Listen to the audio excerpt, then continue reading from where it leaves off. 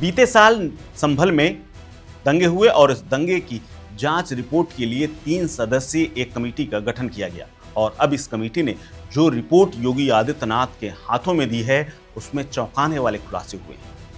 आपको विस्तार से रिपोर्ट बताऊं उससे पहले कुछ पॉइंट्स में समझ लीजिए जो जानना और ये स्पष्ट हो जाएगा कि रिपोर्ट में क्या क्या है और इस रिपोर्ट से आने वाले समय में संभल को लेकर के सरकार क्या फैसला कर सकती है। दरअसल रिपोर्ट में स्पष्ट किया गया है कि हरिहर मंदिर पर बाबर काल के साक्ष्य मिले। इसके अलावा हरिहर मंदिर की नींव में बाबरी काल का प्रमाण मिला है जिस पर ऐतिहासिक विवाद फिर से गहरा सकता है। यानी एक बार फिर से जामा मस्जिद को लेकर के जांच और कोर्ट कचहरी के साथ साथ सरकार के तौर पर भी तमाम फैसले हो सकते हैं। इसके अलावा संभल में डेमोग्राफिक बदलाव का भी सच सामने आया है। कहा गया है कि 1947 में संभल नगर पालिका क्षेत्र में हिंदुओं की संख्या 45% थी, मुसलमान 55% से, लेकिन लगातार दंगों और हिंसा की चपेट में आने के बाद संभल से लगभग हिंदुओं का सफाया होता रहा और सिर्फ 15% ही ये बचे, यानी मुस्लिम अब 85% तक पहुंच गए हैं। इसके अलावा इस रिपोर्ट में तुष्टीकरण, योजनाबद्ध तरीके से दंगे और डर का माहौल बनाने समेत कई वजहों को इसके पीछे कारण माना गया है। दंगों की पूरी श्रृंखला का ब्यौरा भी इस रिपोर्ट में दिया गया है। रिपोर्ट में 1947 से लेकर के 2019 तक 15 बड़े दंगों का दस्तावेजी प्रमाण सौंपा गया है। दंगों में सबसे ज़्यादा नुकसान हिंदू समुदाय को हुआ है, ये भी कहा गया है, और सबसे ज़्यादा मौतें भी हिंदुओं की हुई हैं, ये भी इस रिपोर्ट में कहा गया है। इसके अलावा इस रिपोर्ट में लिखा गया है कि संभल कई आतंकी संगठनों का अड्डा बना है। अमेरिका में मौलाना सनाउल हक को आतंकवादी इसीलिए घोषित किया था क्योंकि वो आतंकवादी था और संभल का रहने वाला था। संभल में अवैध हथियार नारकोटिक्स का गैंग सक्रिय है, ये भी इसी रिपोर्ट में खुलासा हुआ है। अब जरा विस्तार से समझ लेते हैं कि कैसे रिपोर्ट आई, क्यों आई और कौन कौन इस रिपोर्ट में जांच करने वाला शामिल था। दरअसल संभल में पिछले साल 24 नवंबर को जामा मस्जिद के सर्वे के दौरान हिंसा हुई और इस हिंसा के लिए 3 सदस्यीय न्यायिक आयोग का गठन किया गया। गुरुवार को मुख्यमंत्री योगी आदित्यनाथ को करीब 450 पन्नों की एक विस्तृत रिपोर्ट सौंपी गई। रिपोर्ट के मुताबिक संभल में हिंदू आबादी 45 से घट करके 15 से 20% पर आ गई है। आज़ादी के वक्त यानी 1947 में संभल में करीब 45% हिंदू रहा करते थे, लेकिन अब संभल में सिर्फ 20 और 15% ही हिंदू बचे। दंगों और तुष्टीकरण ने संभल की डेमोग्राफी लगातार बदली और हालात भयावह होते गए। संभल में हिंदुओं के मारे जाने का भी प्लान था। रिपोर्ट में इस बात का भी जिक्र किया गया है कि संभल में हिंदुओं को मारे जाने का पूरा प्लान बना लिया गया था। दंगे के दौरान बाहर से दंगाई बुलाए गए थे। इस रिपोर्ट में कहा गया है कि हिंदू मोहल्लों में पुलिस की मौजूदगी की वजह से हिंदू बच पाए। संभल में तुर्क और पठानों ने आपसी रंजिश में एक दूसरे को खूब मारा। तुर्क और कन्वर्टेड हिंदू पठानों के बीच में खूब फायरिंग हुई और कई लोगों की मौत हो चुकी है।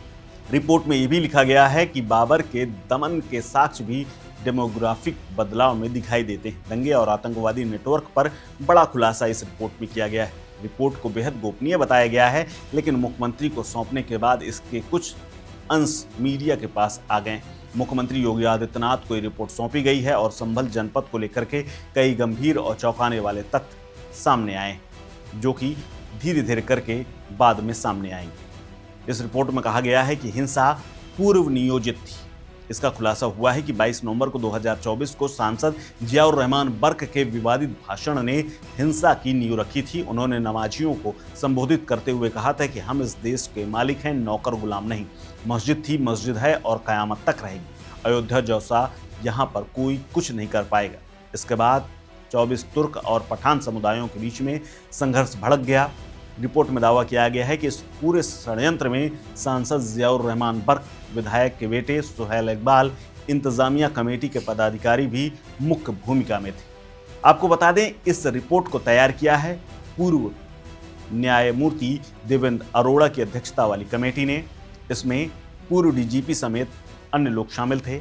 न्यायिक आयोग की रिपोर्ट में संभल के सामाजिक, राजनीतिक इतिहास और सांप्रदायिक तनावों का ब्यौरा डिटेल में लिखा गया है। रिपोर्ट में साफ किया गया है कि 24 नवंबर 2024 को हुई हिंसा से कई साल पहले ही इसके पीछे के तनाव कारण बने हैं। यहाँ पर पठान और तुर्कों के बीच में लगातार हिंसा होती रही। रिपोर्ट में खुलासा किया गया है कि संभल में अब तक सभी दंगों में टारगेट करके हिंदुओं का कत्लेआम किया गया है। 1936 से लेकर के 2019 तक संभल में तमाम दंगों का जिक्र किया गया है, जिसमें 213 लोगों की मौत हुई और इनमें सबसे ज्यादा हिंदू थे। संभल में कुल 15 दंगों का जिक्र किया गया है, जिसमें 209 हिंदुओं को उन्मादी भीड़ ने निर्मम तरीके से मार डाला था, ये भी बात कही गई है। इसके अलावा 29 मार्च 1978 के दंगों का भी जिक्र किया गया है। कहा गया है कि 78 में होली के बाद दंगे हुए थे, जिसमें 184 हिंदुओं की निर्मम तरीके से हत्या की गई थी।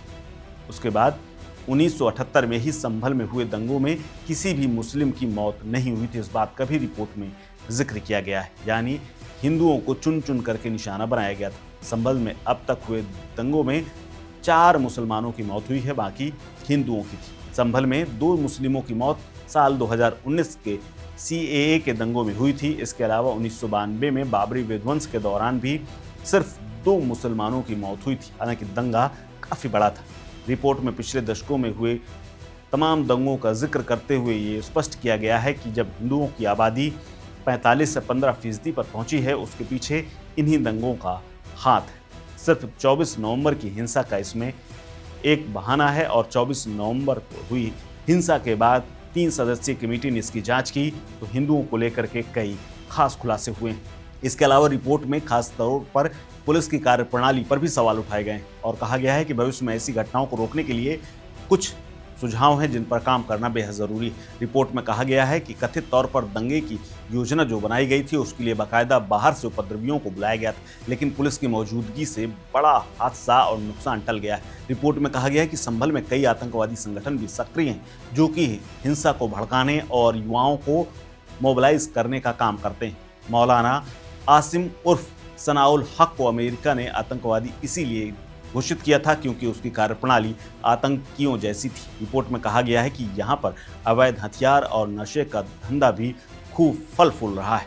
मुख्यमंत्री योगी आदित्यनाथ को रिपोर्ट सौंपने के दौरान प्रमुख सचिव मुख्यमंत्री और गृह विभाग के सबसे बड़े अधिकारी संजय प्रसाद ने बताया है कि संभल में हिंसा की जांच के लिए गठित 3 सदस्यीय कमेटी ने मुख्यमंत्री को रिपोर्ट सौंपी है। जांच रिपोर्ट कैबिनेट में रखे जाने के बाद विधानमंडल के दोनों सदनों में पेश की जाएगी। रिपोर्ट का अध्ययन किया जाएगा और सरकार आगे की कार्य योजना भी इसी रिपोर्ट के आधार पर बनाएगी। इस रिपोर्ट को लेकर के आप क्या सोचते हैं, हमें कमेंट बॉक्स में कमेंट करके जरूर बताएं। नमस्कार। Subscribe to One India and never miss an update. Download the One India app now.